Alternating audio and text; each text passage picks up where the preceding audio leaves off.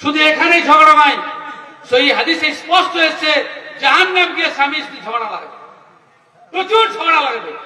তোর জন্যই জাহান্নাম, তোর জন্য জাহান্নাম। মুন্সি ফসিউদ্দিন লিখছেন, আর এটা বলে আমার বক্তব্য শেষ। আল্লাহর হুকুম ঠেলে, মেলাদিন পরে বলছি কিন্তু, তা না হলেও 10 বছর পরে বুঝানো বলছি।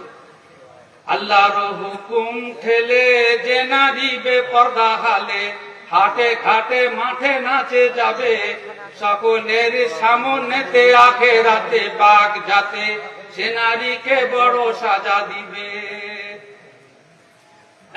মারত পাবে আওরতের তু যদি দুনিয়া পরে, সারা মত থাকিতি পর্দায়, তবে এসি মুসিবতে কেন রব দোজখেতে, যত এত জ্বালা তরি তো জ্বালায়।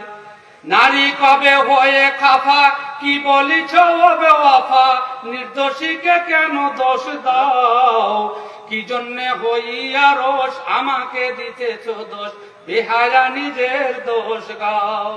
তখনই দুনিয়া পরে না করিলে পর্দা মোরে, হাটে মাঠে যেতে কইলে তুমি, আজি এসি বাত কও বুঝি তুমি সেই নও, তুমি তো খারাপই নাকি আমি। সেখানে সারার বাপ কালিলে হিলার সাথ, হিরে হিলা কেন করো আর,